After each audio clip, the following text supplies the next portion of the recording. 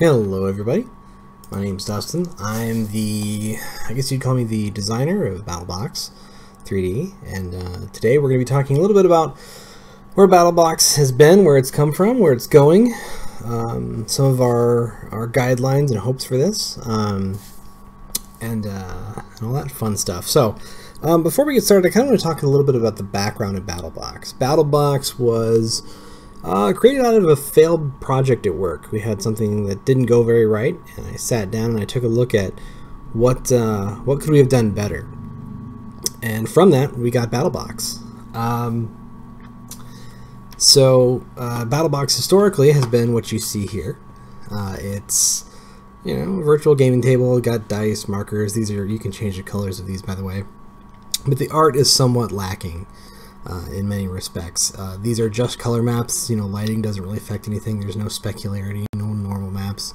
Things that you would expect that a computer game engine can do. And while we do want those things, and we do value those things, one thing that we don't want to do with BattleBox is turn it into what essentially Roll20 is. Now Roll20 does a very good job of allowing you to play D&D or RPG type games over the web and keep track of some of the stats for you and things like that. We kind of don't want to go that direction with BattleBox.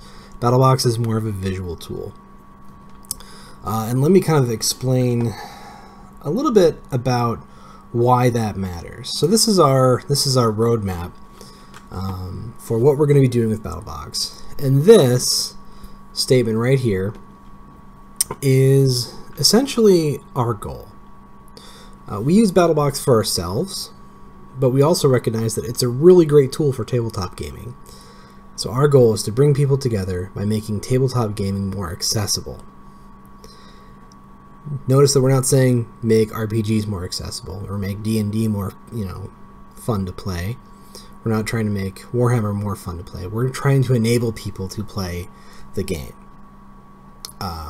through making it available online, making it flexible enough to play any game that you want, any way that you want, and most importantly, cost. So this represents all of our plans for the future and all of our rules and our guidelines that we've been holding ourselves to. So let's start with the new features. Physically based rendering. This is a huge one. Right now, BattleBox looks like this. You'll notice that while there is lighting and color, it looks very old in terms of technology. And the models aren't that great. I made the environment models. We had another artist on, in helping us with some of the character models, but we were never able to get the look we want and still maintain the ability to add models into BattleBox yourself. It was considered too complex. Well, games look really good now. So let's give you an example of what BattleBox is going to look like. This is the very next version of BattleBox, and if you've been on the Facebook page, you've definitely seen this. This is real-time what BattleBox can look like. It's pretty cool. You look at it mainly like this. It looks very nice. There's lots of bells and whistles and things like that. But these are all modular components and models, so if you take a look here, you could construct this essentially inside a BattleBox and it would work about the same way. The things that are worth noting here is just the way that it reacts to specular lighting and all these little details in terms of how light interacts with the surface. If you look, this is actually a flat surface. This allows it to run really well and really smooth. So we're looking at adding support for physically based rendering. We'll come back to this in just a minute. We're going to go look back over the roadmap. We're also improving our import support. Right, so right now, Collada files, or .dae files, this is a little techie, are the only ones that you can import. In the next version, and we actually have this working already, you can take a OBJ, or potentially an FBX, or really any kind of 3D model, and import it right into BattleBox, and it should just work. We're kind of revamping this process a little bit, trying to make it a little bit easier to get things to just kind of go inside of the system without you having to do too much work. But we've also been doing that for our sake as well, so being able to add in these maps and everything that makes these things look so good. And we've been working on some back-end tools to support that as well. So, models for purchase. You know, I would love to sit down and model things for free and just give them away. But I don't have that kind of time. I don't have that kind of energy. I need to make money. I need to support myself.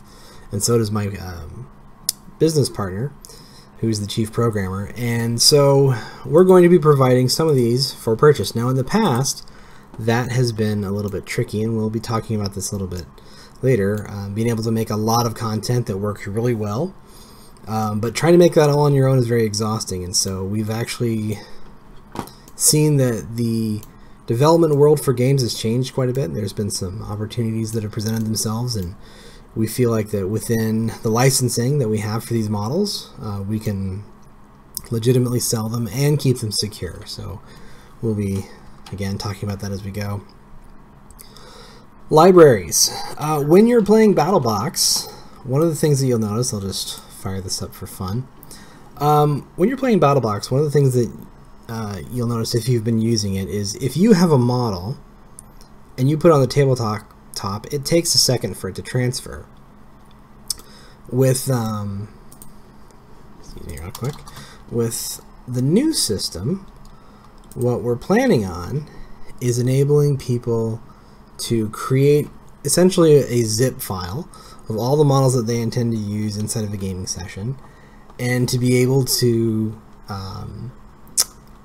have those given to someone else, right? So let's say that you're playing some kind of fantasy battle game and you have a squad of orcs you want to put down, and there's a lot of them. Instead of having to transfer them live over the internet, what you can do is you can actually just give the entire zip file containing all the files that you're going to use to a friend. Now, if those are your files, we want you to be able to secure them, right? So let's say that you paid good money for them. You can actually lock down that zip file so that people can't open it, and they have to be in a session with you, playing with you, to open up those files. So even though the files are going to be in their library, you'll be able to have some control over who does what with your models. So let's say that you're a 3D modeler and you want to make content for this. You can actually create models, give them to a specific person, and using their login credentials, they can open up the files, but nobody else can. So it's a good way to keep models secure and make transfer a lot faster and let you really get to game playing immediately. Yeah, I'm a terrible typist. We'll just fix that. Libraries. I put this presentation together basically this morning. Alright, so we're also working with this idea called Dungeon Clay. Let me go ahead and just boot that up. Dungeon Clay is this new idea. This is fairly important for, I think, the future of BattleBox. Is we have, let's just fire up this dev build, put it over here, play a little bright like this. This is a very early prototype phase. In fact, this is a little bit old. But this is a tool that allows you to create what's essentially your own custom dungeons and whatnot. So this is just test assets. So you can grab faces, pull them up, grab bottom pieces, pull them out, and essentially while you're playing, hold down control here, oop, create your own dungeon. Now the camera controls are just crazy difficult right now, but again, this is just in the testing phases. But you can kind of see how this could get to be a really useful tool for generating your own games. Now what's really fun about this is it's automatically grid aligned, and in fact, if I want, I'll just restart this scene, I can actually also use hexagons. And this brings us to some of our supporting of other games as we go, which is pretty exciting. Let's see if this works. Let's see if I can break it live. No, I can't. If you've ever played, I think it's called HeroClix or HeroScape, you should be able to now generate these inside of BattleBox once this particular feature is all squared away. So it should be a lot of fun. So that's kind of our dungeon clay concept. We'll have multiple different kinds of materials, dirt, mud, clay, brick, mortar, wood, so you can generate kind of any environment that you want with these without having to create your own models and import them. So content-wise, that's kind of the big thing with the new features. We're trying to provide more content, be able to allow you to bring stuff in easily, and if you want to generate your own environments, especially on the fly, to play your games in, you totally can. Game support. We talked about HeroScape. I think it's called HeroClix as well. I'm not a huge fan of the game, but I know my partner is. We are also going to be supporting VirtualScape Import, which is a previously existing tool. Let's see if I can bring that up here. Right here, VirtualScape. It allowed you to create 2D maps of what you want to play on, as well as a somewhat 3D view. You can actually use this tool to create these inside of BattleBox. So we actually we're kind of looking how can we kind of go in and use this material. We actually contacted the developer, and he just said, hey, here's the source code, and so we've been able to implement that in and get that going really well. So we're super excited about that, adding things in. Now, talking about RPGs and wargaming, we are broadly supporting them. There are a huge amount of war games out there and a huge amount of RPGs. Now, a lot of RPGs are kind of meant to take place in your head, and I totally get that. We're still supporting RPGs simply because that's who's been the most engaged in BattleBox, but also because, you know, if we can bring people together by making tabletop gaming not just more accessible in terms of cost of models and playing online, but also introducing new players by having more visually robust games, it might be worth using BattleBox just for that. So we're going to be providing broad support for all of those games, making sure that all of the essential tools you need to play the game are there. Now, for RPGs, largely that means dungeon tiles and walls, doors, monsters and characters and things like that. And when it comes to walls and you know, floors and whatnot, packs and kits like these make total sense because they're ready to go. You don't have to do a ton once you have these. So we're going to be including some of these in BattleBox and selling, I think, the rest as additional things. Now, the reason we're selling things is not to make money ourselves. So far, we have never made a dime off of BattleBox, so we've been working on it for 5 or 6 years, I think, especially behind the scenes. But we're looking to support BattleBox itself and not necessarily ourselves financially. But this was a kit I was able to purchase, and now I'm able to include in BattleBox. So that's super exciting. So, wargaming. There are, I'm going to say this, there are more games than Warhammer. There are a lot of other game types. There are tons of flying games, fighting games, space games, games that people have wanted to make for years. They've just never had the ability to do it because they don't have access to 3D printing or sculpting ability. That was the other big reason we created BattleBox. So we support wargaming wholeheartedly. Wargaming, if you look at the cost involved with RPGs versus wargaming is astronomically expensive, and that I think is the real big reason we support wargaming so much. So, which brings us on to this section here, respecting IP. This is a statement, and if anybody is watching from either of these two companies especially, I would like to make you this promise. Our goal in making games more accessible is to provide models and other gaming assets that empower players to play what they want without violating the intellectual property rights of others, namely Games Workshop and Wizards of the Coast. Those are the big ones. We do not want to steal people's intellectual property. We will not support people stealing intellectual property. That being said, Both of these companies put out products that are wonderful and totally worth buying. We actually encourage people to get into these games and to buy these companies' products. But with both of them, when it comes to D&D and games like Warhammer and 40K, there is a strong component of building things scratch built.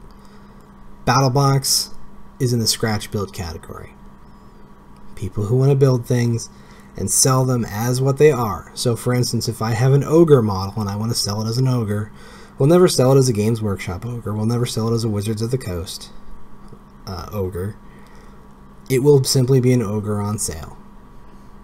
We're not going to steal other people's intellectual property rights that they own. Doesn't mean that, you wouldn't call something a Space Marine, because I hate to say at Games Workshop, you don't actually own the rights to Space Marine. But I think you know that now. But we will not knowingly, nor will we support any kind of intellectual property theft. Now, to that end, what are we going to do? Well, we are going to create models. But what we're going to do is we're going to be creating universes and characters that we do own and can expand upon.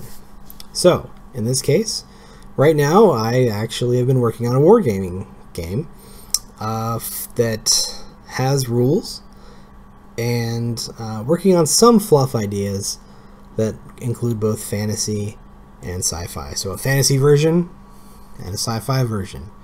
They won't look like Space Marines. They might have power armor. They might have big guns, but they won't look like Games Workshop Space Marines.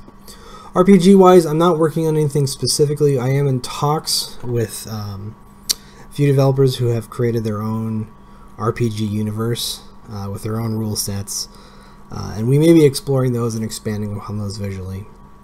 The other thing that we plan on doing is engaging the tabletop gaming community on Reddit. They love the idea of developing their own games. I became aware of them a little while ago, and they've wanted to use BattleBox. And a lot of these new features, these library ideas, have been towards answering their needs. And so we're going to be engaging with them and supporting them in their game development needs. So, let's talk about how models are sourced. Where do we get these models? So, for instance, where did I get these models? Well, I got them from the Unity Asset Store. Unity is what BattleBox was created in. And what they've done recently is they've allowed modelers and game makers and coders to create all sorts of fun and interesting models that you can purchase online. And as long as you are selling them as part of a Unity project, and as a part of a Unity product, and they are secure, you can sell them. So, what we have been doing is acquiring a library of models. A lot of them are free, right? If you look at this, this is $30. We've been going for the free models and creating a collection of them that we can use to sell you as a part of BattleBox. It won't be the same thing as, a tabletop simulator where you're using asset bundles. These will be assets that are on your computer that are sold to you. Again, it'll be part of the library system, so you can't necessarily distribute these models and give them away to other people. Once you own a model, it's in your set of models that you can use. You can give the library file to someone else, but they won't be able to open it if they're not playing a multiplayer session with you. So we're keeping things secured and we're keeping things sourced right from the asset store. This has been a huge deal. Normally, if I wanted to go and create a mech like this, I would need to go out and find an artist and pay them, $600-700 to create the model in general. With this particular setup, let me just go ahead and open up the scene file where I've kind of been dumping some of these just for viewing purposes. I can buy one model that has a whole bunch of animations, freeze them in different poses, and be able to kick them out as different models. And why that's valuable to you is we don't have to charge you a lot. They become cheaper. So let's just give that a second to open. So for instance, let's just go right on over here. I see this, we've got a handy dandy little skeleton over here. He's You know, if I had to pay $600 for them, I might sell them for 20 bucks. But because I was able to get them a little bit cheaper, or in this case free, I can repose them, sell them, and then go buy a whole bunch more models for you guys to add to your library and play with for dirt cheap. If I wanted to go to my local hobby shop and buy this guy right here, I would spend $5 to $20 on a miniature. Maybe, and he might not even be assembled, he might not even be painted. And yeah, sometimes that's part of the fun of the hobby, but for a lot of people, they just want something that looks cool. So using this Unity Asset Store and being able to turn these into several different variations, we can generate revenue to make BattleBox better. Not just the program itself, but add more content. There's a ton of content that is available in the Asset Store that is great, that would suit all of these gaming needs perfectly, but we can't do it because we don't have the money. This would let us do it. So that's pretty darn exciting. So, alright, talked about security, obtaining models. Now, to that end, we want to obtain more models, and we may need some help with some crowdfunding at some point just to get going. And I don't mean much. We're not talking thousands. We're not talking hundreds. I'm saying we could, you know, 60 bucks, 20 bucks, we could start buying models that way. So it doesn't need to be much, and it doesn't even need to be a lot of people. The amount of people that we reach on our Facebook page right now is relatively small, but the people who are actively engaged, you know, if we had $5 a month, we could get so much more from BattleBox in terms of content and getting it off the ground. So, on to future plans. VR support. After this next version of BattleBox, after we've crossed this threshold, these kind of 4 categories we're talking about, after we've kind of gotten the ball rolling on that, we are looking at VR support, because it's exciting. Now, we're not doing high-end Oculus Rift VR support because that's not very accessible. Oculus Rift is very expensive.